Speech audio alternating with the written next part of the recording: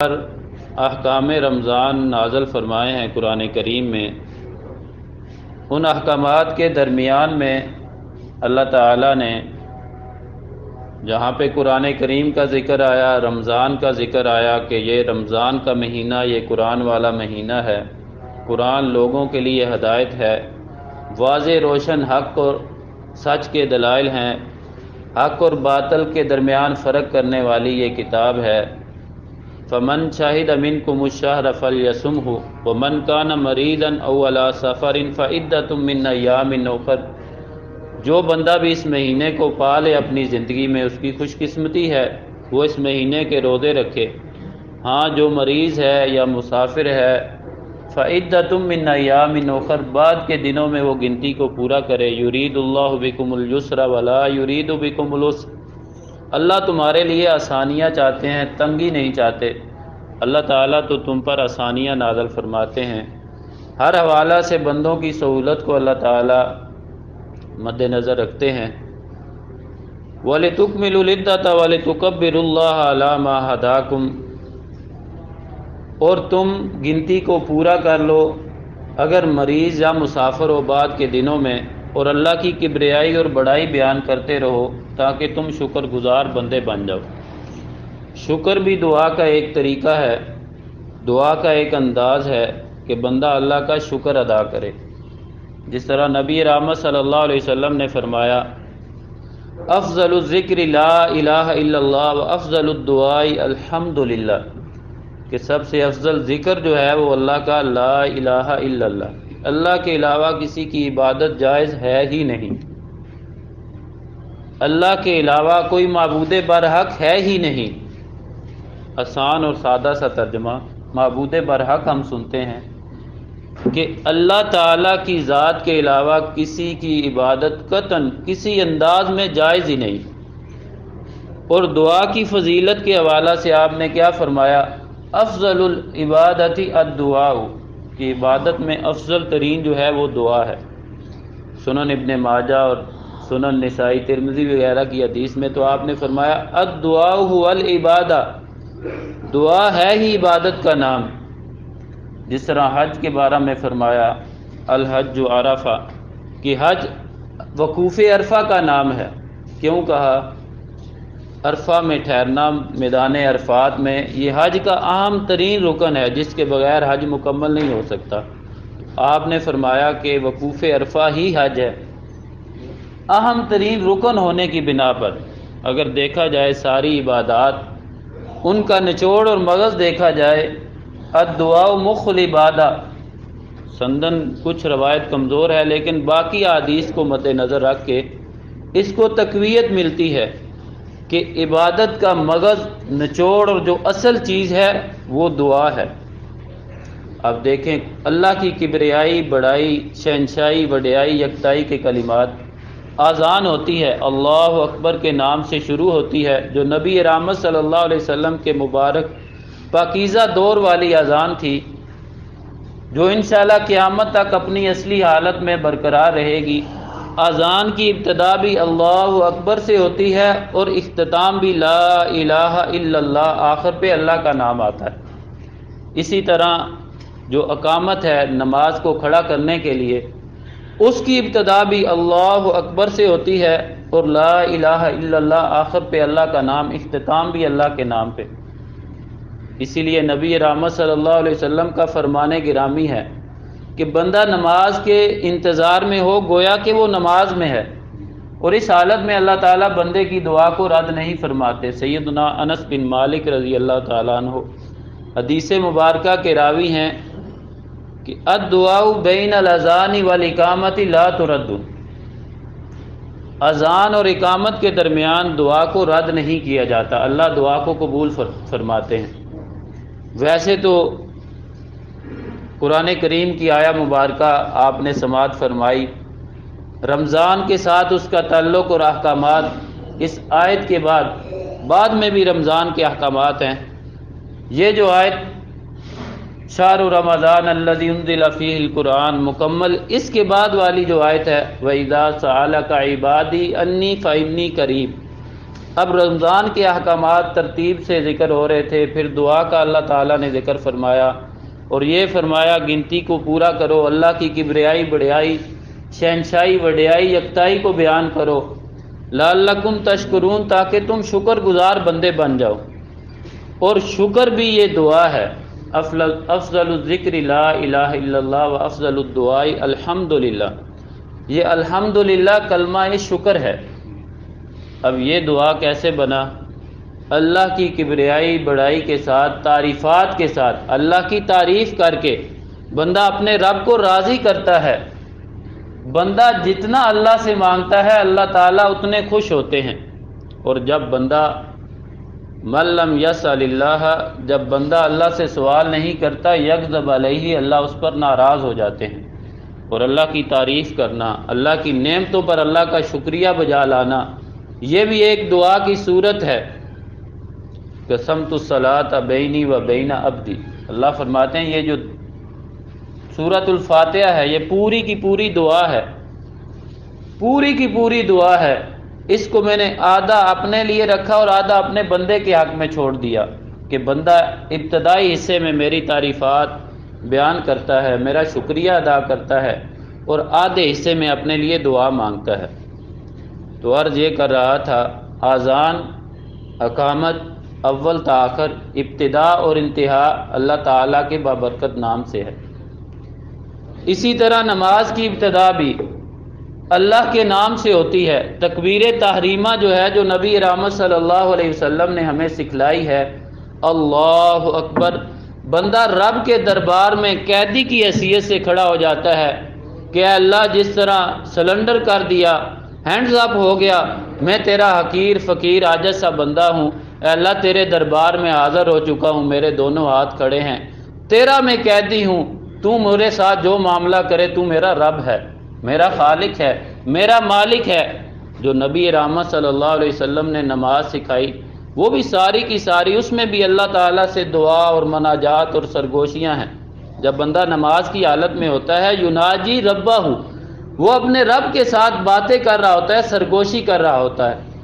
جس طرح جبرائیل علیہ السلام انسانی شکل میں نبی رحمت صلی اللہ علیہ وسلم کی خدمت اقدس میں حاضر ہوئے، صحابہ کرام تشریف فرما تھے، ایک اجنبی شخص کی شکل و صورت، پہلے کسی نے ایسا بندہ دیکھا نہیں، سفید کپڑے، کوئی گرد و غبار نہیں، کوئی داغ دھبا نہیں، سیاہ بال تھے ان کے، اس پہ بھی کوئی سفر کے اثرات نہیں تھے، گھنے سیاہ بال چمکدار، کوئی گرد و غبار۔ وہ دور تھا گھوڑے کے پر سواری کرنے والا، اونٹ پر سواری کرنے والا، یا قافلوں کی صورت میں، یا گدھا سواری کے لیے میسر تھا، یہ دوسری سواریاں تو نہیں تھیں۔ علاقہ بھی ایسا صحرائی، اس علاقے کا بھی بندہ نہیں۔ نبی رحمت صلی اللہ علیہ وسلم کے پاس آ کے بیٹھ گئے، آپ کی رانوں کے ساتھ رانے لگا لی، آپ کی فخذ ران پہ ہاتھ رکھا۔ سارے صحابہ اکرام حیران ہوئے کہ یہ کیسا عجیب اور بے تکلف بندہ ہے۔ آ کر سلام کہا، پوچھا اخبرنی عن الاسلام، اخبرنی عن الایمان، اخبرنی عن الاحسان، مختلف سوال کیے، آپ جواب دیتے رہے۔ اسلام کے بارے میں پوچھا، آپ نے فرمایا ان تشہد ان لا الہ الا اللہ وان محمدًا عبدہ ورسولہ، کہ تو گواہی دے اللہ کے علاوہ کوئی الہ نہیں، معبود نہیں، محمد صلی اللہ علیہ وسلم اللہ کے بندے اور رسول ہے۔ نماز قائم کرنا، زکوٰۃ ادا کرنا، رمضان المبارک کے روزے رکھنا، زندگی میں اگر طاقت اور استطاعت ہے ایک مرتبہ حج کرنا، یہ اسلام ہے۔ ایمان کیا ہے؟ ان تؤمن باللہ وملائکتہ وکتبہ ورسلہ والیوم الآخر وان تؤمن بالقدر خیرہ وشرہ۔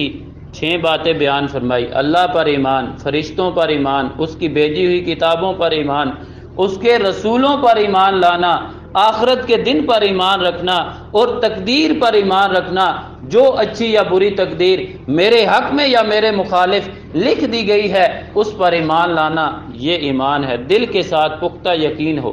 اور احسان کیا ہے؟ جو ہماری بات سے منسلک ہے۔ اخبرنی عن الاحسان، احسان کیا ہے؟ باتیں پوچھتے بھی جا رہے ہیں اور یہ بھی کہہ رہے ہیں صدقتا، آپ نے ٹھیک کہا۔ صحابہ کرام اور حیران ہوئے ادھر سے سوال کر رہے ہیں، ادھر سے تصدیق کر رہے ہیں کہ جو آپ نے جواب دیا ہے بالکل درست دیا ہے۔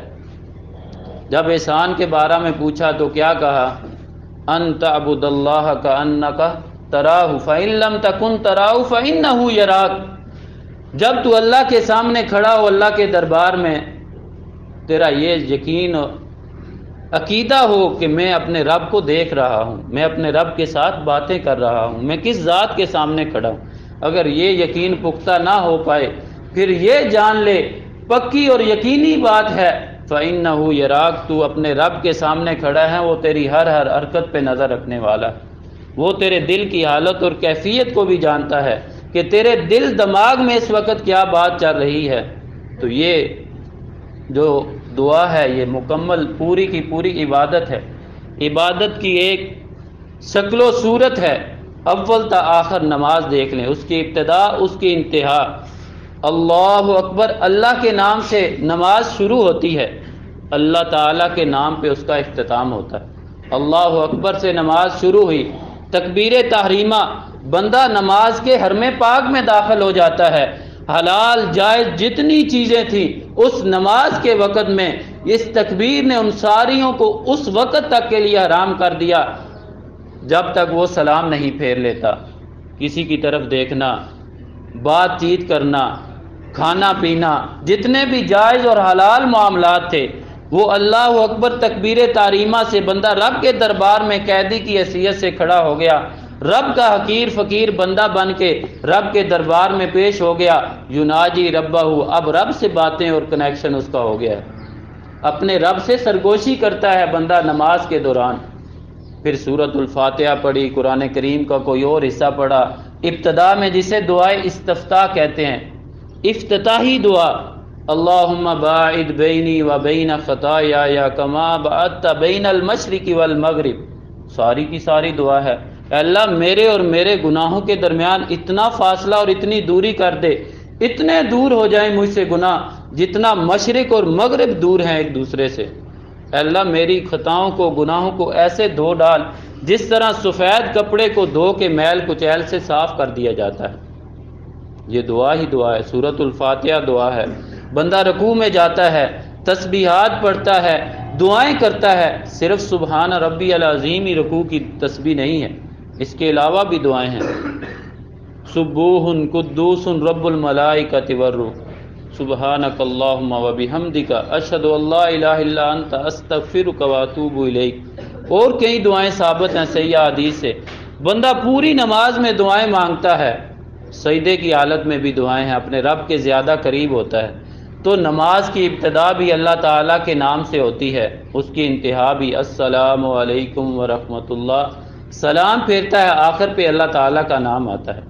پھر جو اذکار نبی رحمت صلی اللہ علیہ وسلم نے بتلائے ہیں کہ جب سلام پھیر لے اللہ تعالیٰ کے نام پہ نماز کی انتہا ہو گئی، اونچی بآواز بلند اللہ اکبر پھر کہنا ہے، 3 مرتبہ استغفر اللہ، پھر باقی اذکار اور دعائیں پڑھنی ہیں۔ وہ دیکھ لیں آپ کے سامنے فرض نماز کے بعد مسنون اذکار لگے ہوئے ہیں، کون کون سی دعائیں ہیں؟ اللہ اکبر 3 مرتبہ استغفر اللہ، پھر اللہم انت السلام و منک السلام تبارک ربنا یا ذا الجلال والاکرام، پھر باقی جتنی دعائیں ہیں 33 مرتبہ سبحان اللہ، الحمدللہ، اللہ اکبر۔ یہ ساری دعائیں، آیت الکرسی ہر نماز کے بعد 1 مرتبہ سورہ اخلاص، فلق اور ناس، قرآن کریم دیکھ لیں آپ مکمل اول تا آخر۔ سورۃ الفاتحہ جو افضل ترین دعا ہے اس سے اس کی ابتدا ہوتی ہے اور انتہا سورہ فلق ناس پہ ہوتی ہے، وہ بھی دعائیں ہیں، وہ بھی اللہ کے دربار میں مناجات ہیں۔ سورہ فلق میں، سورہ ناس میں ساری کی ساری وہ دعا پر مبنی ہے۔ جب نبی رحمت صلی اللہ علیہ وسلم نے پر یہودی ظالم نے جادو کر دیا تھا، جادو کے اثرات آپ پر ظاہر ہوئے، صحیح بخاری شریف میں وضاحت موجود ہے، کئی انکار کرنے والوں نے انکار کیا، آپ پر کیسے جادو ہو سکتا ہے، یہ معاملہ وہ معاملہ، یہ بھی اللہ تعالیٰ نے امت کی رہنمائی کے لیے ایک معاملہ تھا، وہ ہو گیا۔ اللہ نے یہ صورتیں نازل فرمائی، ان کی تلاوت کی، نبی رحمت صلی اللہ علیہ وسلم نے ان کے ساتھ دم کیا، وہ جادو کا سارا اثر زائل ہو گیا۔ اللہ نے خبر دی فلاں کنویں میں بالوں میں سوئیاں ان میں لگا کے جادو کر کے ڈالا ہوا وہ سوئیاں نکالتے گئے، سارا آپ کا اثر ختم ہو گیا۔ یہ بھی دعائیں ہیں، آخر والی 2 صورتیں بھی دعائیں ہیں، ابتدا سورۃ الفاتحہ بھی قرآن کی دعا سے ہوتی ہے۔ اب نماز شروع کرنی ہے، نماز میں بھی بندہ اپنے رب سے باتیں اور سرگوشی کرتا ہے۔ دعا کا ترجمہ پتہ ہونا چاہیے، ہمیں معلوم ہو کہ ہم اپنے رب سے کیا باتیں کر رہے ہیں۔ ہم رب کے دربار میں کھڑے ہوئے ہیں، ہماری اپنے رب تعالیٰ سے بات چیت کیا جا رہی ہے، ہم اللہ سے مانگ کیا رہے ہیں۔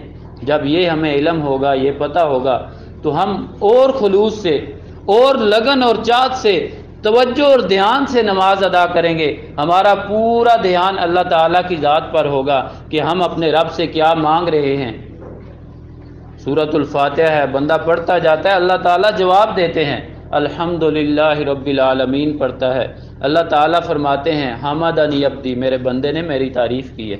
الرحمن الرحیم پڑھتے ہیں، اللہ فرماتے ہیں اثنی علی عبدی، میرے بندے نے میری ثنا بیان کی ہے۔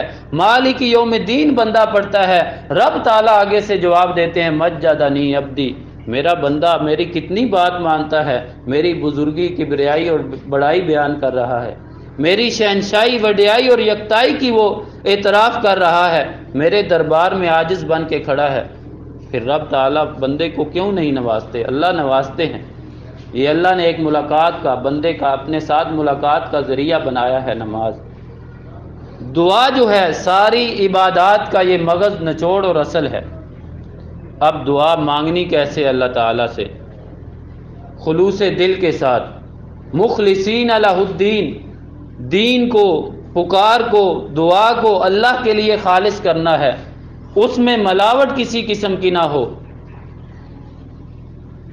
وسیلہ واسطہ دعا میں اللہ تعالیٰ نے فرمایا یا ایھا الذین آمنوا اتقوا اللہ وابتغوا الیہ الوسیلہ، اے ایمان والو اللہ سے ڈر جاؤ اور اللہ کی طرف وسیلہ تلاش کرو۔ اب وہ وسیلہ نبی رحمت صلی اللہ علیہ وسلم نے ہمیں کیا بتایا ہے؟ کیا وہ ہمارے بڑوں کا وسیلہ ہے، بزرگوں کا وسیلہ ہے، فوج شدگان کا وسیلہ ہے؟ اور پھر بڑی عجیب و غریب سی مثالیں دی جاتی ہیں، کس کے لیے؟ میرے اور آپ کے لیے نہیں، ہم میں سے کسی چھوٹے بڑے کے لیے نہیں، اللہ تعالیٰ کی ذات کے لیے مثالیں بیان کی جاتی ہیں۔ اللہ تعالیٰ نے اپنے بارے میں کیا فرمایا؟ لیس کمثلہ شیء، اللہ جیسی تو کوئی چیز ہے ہی نہیں، وہ تو ساری کائنات کا رب ہے، خالق اور مالک ہے، داتا ہے، دستگیر ہے، گنج بخش وہ ہے، رنج بخش وہ ہے، وہ لجپال ہے، بگڑیاں بنانے والا ہے، وہی ڈوبی ہوئی کشتیوں کو نکالنے والا، وہی پار لگانے والا۔ اللہ کے علاوہ کسی میں یہ طاقت قدرت نہیں ہے۔ اللہ فرماتے ہیں میرے جیسا تو کوئی ہے ہی نہیں۔ فلا تضربوا للہ الامثال، اللہ کے لیے مثالیں بیان نہ کرو۔ تو اتنے ظلم کی بات کہ اللہ کے لیے مثالیں بیان کی جاتی ہیں۔ یہ جی مکان ہے، اس کی چھت ہے، اس کے اوپر چڑھنے کے لیے سیڑھی کی ضرورت ہوتی ہے، ہم نے کسی بڑے افسر کو ملنا ہے، وزیر اعظم کو ملنا ہے، اس کے مشیروں سے ملنا پڑے گا، یہ ہوگا، کسی بڑے افسر کو ملنا ہے تو اس کے پی این سے اور دیگر سے، سیکٹری سے رابطہ کریں گے، وقت لیں گے، پھر بات چیت کریں گے۔ او بھائی اللہ تعالیٰ تو فرماتے ہیں رمضان کے احکامات کے ساتھ، جو آیت آپ نے سماعت فرمائی وَإِذَا سَأَلَكَ عِبَادِي أَنِّي فَإِنِّي قَرِيب، اے میرے نبی جب بھی جس وقت بھی آپ سے سوال کریں میرے بندے میرے بارے میں، رب فرماتے ہیں میرے بارے میں آپ سے پوچھے نا کہ ہمارا رب کہاں ہے، ہم رب سے دعا مانگیں کس طرح مانگیں، کسی وسیلے واسطے کی ضرورت ہے یا ڈائریکٹ مانگنی ہے؟ تو اللہ فرماتے ہیں میرے بندوں کو، اے میرے پیارے نبی آپ بتلا دیں فَإِنِّي قریب، کہ تمہارا رب فرماتا ہے میں قریب ہوں، اجیب دعوت الداعی اذا دعان، جب جس وقت جس گھڑی جس لمحہ جہاں مرضی اللہ کو پکارو۔ اللہ فرماتے ہیں میں پکارنے والے کی پکار کو سنتا بھی ہوں، قبول بھی کرتا ہوں۔ فَلْيَسْتَجِيبُوا لِي وَلْيُؤْمِنُوا بِي لَعَلَّهُمْ يَرْشُدُونَ، اللہ فرماتے ہیں میرے احکامات کو مانو گے، ان پر عمل پیرا ہو جاؤ گے، مجھ پر پختہ ایمان لاؤ گے تو تم ہدایت یافتہ ہو جاؤ گے۔ وَقَالَ رَبُّكُمُ ادْعُونِي أَسْتَجِبْ لَكُمْ، سورہ غافر میں اللہ نے کیا فرمایا؟ اے نبی رحمت صلی اللہ علیہ وسلم امت کی لوگوں کو یہ بات بتلا دیں آپ، وَقَالَ رَبُّكُمُ ادْعُونِي أَسْتَجِبْ لَكُمْ، تمہارا رب فرما رہا ہے، خود اعلان فرما رہا ہے تم مجھ کو پکارو میں تمہاری پکار کو سنوں گا اور قبول فرماؤں گا۔ ان الذین یستکبرون عن عبادتی سیدخلون جہنم داخرین، جو میری پکار سے، میری عبادت سے اعراض کرے گا، منہ پھیرے گا، تکبر کرے گا، وہ عنقریب جہنم میں داخل ہوگا۔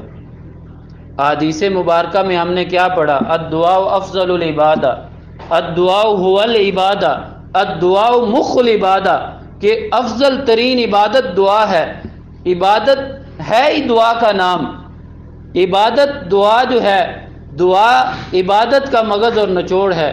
اور قرآن کریم کی آیت مبارکہ میں اللہ نے کیا ارشاد فرمایا؟ وَقَالَ رَبُّكُمُ ادْعُونِي أَسْتَجِبْ لَكُمْ، تمہارا رب اعلان فرماتا ہے تم مجھ کو پکارو، میں تمہاری پکار کو سنوں گا، قبول فرماؤں گا۔ ان الذین یستکبرون عن عبادتی سیدخلون جہنم داخرین، مشکل کوئی ترجمہ ہے ہی نہیں، قرآن ویسے بھی اللہ نے آسان بنایا ہے۔ وَلَقَدْ يَسَّرْنَا الْقُرْآنَ لِلذِّكْرِ فَهَلْ مِن مُدَّكِرٍ، اللہ فرماتے ہیں یقیناً اس بات میں شک بھی نہیں ہے کہ ہم نے قرآن کریم کو انتہائی آسان بنایا ہے کوئی نصیحت حاصل کرنے والا، اس کو سمجھنے والا، اس پر غور و فکر کرنے والا، یہ تو بڑا انتہائی آسان ہے۔ تو اللہ تعالیٰ فرماتے ہیں جس نے میری عبادت سے، دعا سے اعراض کیا، تکبر کیا، وہ عنقریب جہنم میں داخل ہوگا۔ تو دعا جب بھی کرنی ہے خالصتاً اللہ تعالیٰ سے، اس میں یہ جھوٹی، بناوٹی اور نقلی قسم کی مثالیں نہیں دینی کہ سیڑھی چاہیے چھت پہ جانے کے لیے، افسر کو ملنے کے لیے کسی ایلچی اور فیکٹری کی ضرورت ہوتی ہے۔ بھائی رب تعالیٰ خود فرما رہے ہیں کہ جب بھی مجھ کو بلاؤ گے، مجھے پکارو گے، مجھ سے مانگو گے، میں تمہاری دعا صرف سنتا ہی نہیں، سن کے قبول بھی فرماتا ہوں۔ اور اللہ کے علاوہ جن کو پکارا جاتا ہے وہ نہ تو سنتے ہیں، اگر اللہ انہیں سنا بھی دے تو وہ قبول نہیں کر سکتے، وہ تو خود محتاج ہیں، وہ تو خود اللہ کے فقیر اور در کے منگتے ہیں، انہیں تو خود اللہ تعالیٰ نے پیدا فرمایا، وہ اپنی مرضی سے پیدا بھی نہیں ہو سکتے، وہ نہ خود اپنی مرضی سے دنیا میں آئے ہیں، نہ دنیا سے خود اپنی مرضی سے گئے ہیں۔ اگر اللہ تعالیٰ کی ذات کے لیے کسی کو درمیان میں وسیلہ واسطہ بنانا جائز ہوتا تو ساری کائنات کے امام اور سردار جناب محمد کریم صلی اللہ علیہ وسلم، ان کا واسطہ اور وسیلہ دیا جاتا، اللہ کو منانے کے لیے، اللہ کو راضی کرنے کے لیے، اللہ کے دربار میں سفارشی بنا کر انہیں پیش کیا جاتا۔ دنیا میں ہوتے ہوئے تو زندگی میں ہم نیک بندوں سے بھی دعا کروا سکتے ہیں۔ صحابہ اکرام رضوان اللہ علیہم اجمعین نبی رحمت صلی اللہ علیہ وسلم کی خدمت اقدس میں حاضر ہوتے، اپنے لیے، اپنے پیاروں کے لیے، اپنے بیوی بچوں کے لیے، والدین کے لیے دعا کی درخواست کرتے، آپ رب تعالیٰ سے دعا مانگتے، اللہ آپ کی دعا قبول فرما کے صحابہ اکرام کے لیے رحمت، بخشش اور مغفرت کا ذریعہ بنا دیتے۔ دنیا میں جب آپ حیات طیبہ میں 20 مثالیں ہیں، سیدنا انس رضی اللہ تعالیٰ عنہ کی والدہ آئی، یتیم بچے تھے، انتہائی غریبی کی حالت میں، 10 سال نبی رحمت صلی اللہ علیہ وسلم کے خادم رہے ہیں، چھوٹے سے بچے تھے۔ سارے صحابہ اکرام جو انصار صحابہ تھے مدینہ پاک میں رہنے والے، نبی رحمت صلی اللہ علیہ وسلم ہجرت کر کے مدینہ پاک تشریف لے گئے، سارے انصار صحابہ نے، مہاجرین صحابہ اکرام اور نبی رحمت صلی اللہ علیہ وسلم کو جتنی اللہ نے طاقت استطاعت دی تحفے تحائف پیش کیے۔ تو ام سلیم بیوہ خاتون تھی، خامند فوت ہو چکے تھے، سیدنا انس رضی اللہ عنہ کے والد بچے کو اٹھایا ہوا ہے، اتنی بڑی عمر کے نہیں تھے، چھوٹے سے بچے تھے۔ اے اللہ کے رسول صلی اللہ علیہ وسلم، میری بھی آپ سے محبت ہے، میرا بھی جی کرتا ہے میں آپ کو کوئی تحفہ پیش کروں۔ باقی صحابہ اکرام اللہ نے انہیں دیا ہے، انہوں نے اپنی طاقت استطاعت کے مطابق بڑھ چڑھ کے تحفے تحائف پیش کیے، زمینوں کے تحائف پیش کیے، اپنے گھر میں سے دی جگہ صحابہ اکرام کو۔ میرا بھی جی ہے کہ میں بھی دوں، لیکن میں بیوہ خاتون ہوں اور غریب بھی ہوں، میرے پاس دینے کو کچھ نہیں ہے۔ یہ اللہ نے ایک دولت اور نعمت عطا فرمائی ہے، یہ میرا بیٹا انس میرے جگر کا ٹکڑا ہے، یہ میرا بیٹا ہے، میں بطور خادم اور بطور تحفہ آپ کو پیش کرتی ہوں، اسے اللہ کے لیے قبول فرما لیں۔ اور ساتھ عرض اور گزارش یہ کی اس کے حق میں آپ دعا بھی فرما دیں۔ ہمارے والدین ماں باپ نہیں کہتے، کوئی بزرگ ہو، کوئی استاد ہو، کوئی قاری صاحب ہو، بزرگوں ہمارے بیٹے کے لیے آپ دعا کر دیں، اللہ اسے نیک لائق بنائے، اللہ اس کی زندگی اچھی کرے۔ بیٹیوں کے لیے دعا کرواتے ہیں، اللہ اس کے نصیب بہتر کرے، آپ دعا کر دیں۔ آپ عمرے پہ جا رہے ہیں، حج پہ جا رہے ہیں، اچھے سفر پہ جا رہے ہیں، آپ ہماری اولاد کے حق میں دعا کرنا، اللہ تعالیٰ انہیں دین پہ رکھے، انہیں نیک لائق بنائے، ان کی قسمت اور ان کے نصیب اچھے کرے۔ سیدنا انس رضی اللہ تعالیٰ عنہ کی والدہ نے گزارش اور اپیل کی، دعا بھی فرما دیں۔ آپ نے 4 دعائیں فرمائیں، اے اللہ انس کی عمر میں برکت فرما، انس کے مال میں برکت فرما، اے اللہ انس کی اولاد میں برکت فرما، اللہم اغفر لہ۔ چوتھی دعا ہے اللہ انس کو معاف بھی فرما دے۔ چاروں دعائیں سیدنا انس رضی اللہ تعالیٰ عنہ بیان کرتے ہیں، خود میری زندگی میں اللہ نے تجربہ کروا دیا، بخشش اور مغفرت مجھے پکا یقین ہے اللہ وہ بھی کر دے گے۔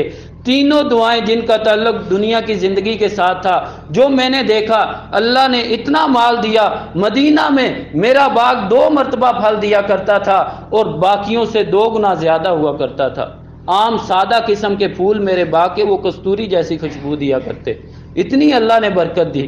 اولاد میں کتنی برکت، 90 سے زائد بچے بچیاں، بیٹے بیٹیاں، پوتے پوتیاں، نواسے نواسیاں اپنے ہاتھوں سے دفن کیے، جو زندہ ہوں گے ان کا آپ خود اندازہ لگا لیں، اتنی اللہ نے اولاد میں برکت دی اور عمر میں اتنی برکت۔ خود دعا کرتے ہیں اللہ بڑی بہاریں دیکھ لی، زندگی کی میں نے بڑی بہاریں دیکھ لی، بڑی نعمتیں تیری دیکھ لی۔ نبی رحمت صلی اللہ علیہ وسلم کی تینوں دعائیں میرے حق میں قبول ہو گئی ہیں، اب مجھے اپنے پاس بلا لے۔ کیوں بلا لے؟ مجھے اتنا یقین ہے چوتھی دعا بھی میرے حق میں قبول ہوگی۔ آپ زندہ تھے، صحابہ کرام دعائیں کرواتے تھے، سیدنا ابو ہریرہ رضی اللہ تعالیٰ عنہ نے کئی بار کئی انداز میں دعائیں کروائیں، وہ قبول ہوئی۔ دیگر صحابہ کرام نے آپ نے دعائیں کی۔ ایک صحابی کو آپ نے بھیجا، یہ جو جاؤ پیسے لے جاؤ، بکری لے کر آؤ۔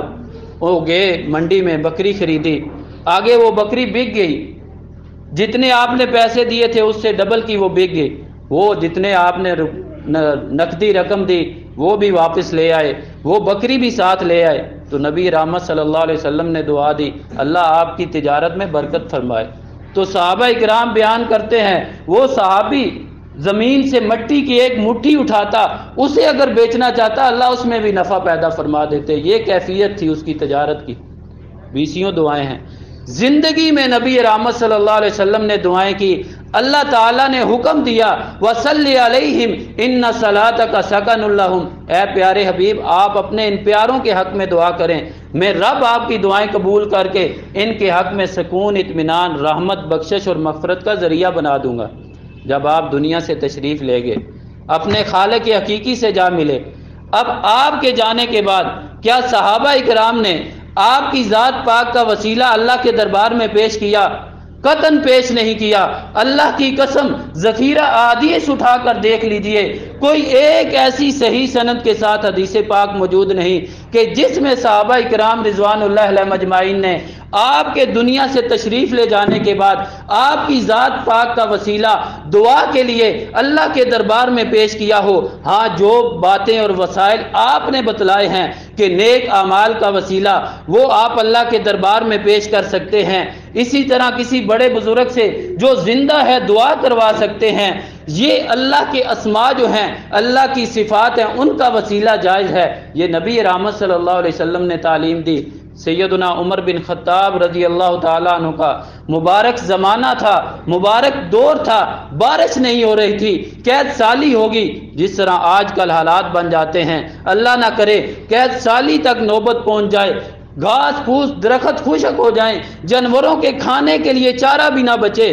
صحابہ کرام بڑے پریشان ہیں، سیدنا عمر رضی اللہ تعالیٰ عنہ کے پاس آئے کہ دعا آپ کریں، اللہ کے دربار میں بارش کے لیے دعا مانگے۔ کہنے لگے سیدنا عباس رضی اللہ تعالیٰ عنہ، وہ ہم میں سے عمر میں سے بھی بڑے ہیں، نبی رحمت صلی اللہ علیہ وسلم کے سگا چچا بھی ہیں، وہ آپ کے ساتھ گہری رشتہ داری ہے، ہم سارے مل کے ان کے پاس جاتے ہیں، ان سے گزارش کرتے ہیں، جب نبی پاک صلی اللہ علیہ وسلم زندہ تھے، ہمارے درمیان موجود تھے، ہم آپ سے دعا کروا لیا کرتے تھے، آپ اپنے رب کے سامنے ہاتھ پھیلاتے، رب ہم پر رحمت نازل فرما دیتا۔ اب ہم آپ کے پاس آئے ہیں، آپ عمر میں بھی بڑے ہیں، نبی پاک صلی اللہ علیہ وسلم کے چچا بھی ہیں، آپ دعا کریں، ہم سب مل کے دعا کرتے ہیں، آپ دعا کروائیں، رب ہم پر رحمت کی بارش نازل فرما دے۔ انہوں نے پھر دعا کیا کی نبی رحمت صلی اللہ علیہ وسلم کا وسیلہ دے کر کہ میں اللہ آپ کا چچا ہوں، تیرے پیارے نبی کا میں چچا ہوں، یہ وسیلہ دیا؟ نہیں، بالکل نہیں، ڈائریکٹ اللہ سے دعا مانگی، رب نے رحمت کی بارش نازل فرما دی۔ نبی رحمت صلی اللہ علیہ وسلم کی مانگی ہوئی دعائیں، سکھلائی ہوئی اور بتلائی ہوئی دعائیں، وہ ہمیں کیا سبق اور درس دیتی ہیں؟ کم و بیش 1,24,000 سے زائد انبیاء کرام علیہم الصلاۃ والسلام آئے۔ ابو البشر سیدنا آدم علیہ السلام سے لے کر سیدنا عیسیٰ علیہ الصلاۃ والسلام، جنہیں اللہ تعالیٰ نے زندہ آسمان پر اٹھا لیا، قرب قیامت وہ نازل ہوں گے۔ آپ نے کسی نبی کا وسیلہ دے کر اللہ سے دعا نہیں مانگی؟ کیا ان سے بڑا کوئی ولی ہے؟ نبی رحمت صلی اللہ علیہ وسلم سے بڑا کوئی کائنات میں ولی نہیں ہو سکتا۔ اللہ کے بعد اگر مقام و مرتبہ ہے نبی رحمت صلی اللہ علیہ وسلم کا ہے، لیکن اللہ کے لیے فرق سمجھ لیں جو نبی پاک نے سمجھایا ہے کہ اللہ خالق ہے، نبی رحمت صلی اللہ علیہ وسلم مخلوق ہیں، اللہ داتا ہے۔ ہم سارے نبی علیہ الصلاۃ والسلام سمیت ہم سارے اللہ کے منگتے ہیں، اللہ کے در کے فقیر ہیں۔ آپ نے بندوں کو اخرج العباد من عبادت العباد الی عبادت رب العباد، بندوں کی عبادت سے نکال کر، ان کی پوجا پاٹ سے نکال کر ایک رب کی عبادت پہ لگا دیا۔ دعا ساری کی ساری عبادت ہے جو اللہ کے لیے خاص ہے۔ جب بھی ہم مانگیں، کوئی مثالیں دینے کے لیے ضرورت نہیں کہ سیڑھی ہو چھت پہ جانے کے لیے، رب فرما رہا ہے میرے بندو مجھ سے مانگو، فإنی قریب، میں قریب بھی ہوں، سننے والے کی پکار کو سنتا بھی ہوں، سن کر اسے عطا بھی کرتا ہوں۔ کئی طریقے، کئی ذرائع، رات کا آخری پہر ہے، نبی رحمت صلی اللہ علیہ وسلم فرماتے ہیں ہر رات کے آخری پہر رب تعالیٰ عرش سے آسمان دنیا پہ نازل ہوتے ہیں اور کیا اعلان فرماتے ہیں، من یدعونی فاستجیب لہ، من یستغفرنی فاستغفر لہ، من یسألنی فاعطیہ، کون بندہ ہے جو مجھ سے دعا کرے میں اس کی دعا کو قبول کروں، مجھ سے اپنے گناہوں کی معافی مانگے میں رب العالمین اس کے گناہوں کو معاف کر دوں، مجھ سے رزق کا سوال کرے میں اسے عطا کروں۔ جو بھی سوال کرے خیر و بھلائی والا سوال، نبی علیہ السلام نے فرمایا بندہ جب بھی رب سے مانگتا ہے اس میں وہ ظلم اور زیادتی کا سوال نہ کرے، رشتہ داری کو توڑنے کا سوال نہ کرے، اللہ تعالیٰ بندے کی دعا کو قبول فرماتے ہیں۔ دعا میں جلدی نہیں کرنی چاہیے، رب تعالیٰ سنتے ہیں، بندوں کی دعا کو قبول کرتے ہیں۔ 3 طریقے سابقہ جمعہ میں اشارتاً بتائے تھے، یا تو دعا اسی طرح قبول ہو جاتی ہے، یا اس دعا کی وجہ سے اللہ تعالیٰ مقابلے میں کوئی مصیبت دور فرما دیتے ہیں، یا پھر بندے کے حق میں قیامت کے لیے دعا ذخیرہ کر دی جاتی ہے۔ ہر وقت، ہر گھڑی، ہر لمحہ اللہ سے مانگتے رہنا چاہیے۔ اللہ کی یہ صفت ہے، اللہ سے جو نہیں مانگتا یغضب علیہ، اللہ اس پر ناراض ہوتے ہیں۔ بندوں سے جو مانگتا ہے بندے اس سے ناراض ہوتے ہیں، جو نہ مانگے اس سے بڑے خوش ہوتے۔ اور رب کی کیا صفت ہے، جو نہ مانگے اللہ ان سے ناراض ہوتے ہیں، جو مانگے اللہ تعالیٰ ان سے خوش ہوتے ہیں۔ جب نبی پاک صلی اللہ علیہ وسلم نے یہ فرمایا اللہ تعالیٰ اس انداز میں دعا کو قبول کرتے ہیں، جو نہیں مانگتا اللہ ناراض ہو جاتے ہیں، ایک صحابی کہنے لگے، سیدنا عبادہ بن صامت رضی اللہ عنہ بیان فرماتے ہیں، انہوں نے کیا کہا، اذن نکثر، تب تو ہم بہت زیادہ دعا کیا کریں گے۔ تو آپ نے فرمایا تم زیادہ دعا کرو گے اللہ اکثر، اللہ تمہاری دعا سے بھی کہیں بڑھ کر تمہیں دے دے گا۔ ساری کائنات کے لوگ جمع ہو جائیں، بڑے سے بڑے، اول تا آخر سارے جمع ہو جائیں، آپ نے فرمایا کوئی آپ کو نقصان نہیں پہنچا سکتا مگر جو اللہ نے قسمت میں لکھ دیا ہے وہی ہو کر رہے گا۔ ساری کائنات کے بڑے سے بڑے جمع ہو جائیں، کوئی آپ کو فائدہ نہیں پہنچا سکتا مگر جو اللہ نے قسمت میں لکھ دیا۔ ہم بعد فرائض جو دعا کرتے ہیں، جو نبی رحمت صلی اللہ علیہ وسلم نے اذکار سکھائے ہیں، ان میں کیا روزانہ کی دعا ہے، روٹین کی ہر نماز کے بعد جو نبی پاک صلی اللہ علیہ وسلم نے تعلیم دی، اللہم لا مانع لما آتیت ولا معطی لما منعت، اے اللہ جو تو دے کوئی دنیا کی طاقت روک نہیں سکتی اور جسے تو روک لے تیرے سوا کوئی دینے پر قادر نہیں۔ تو ہمیں چاہیے کہ ہم اپنی دعاؤں کو اللہ کے لیے خالص کر لیں۔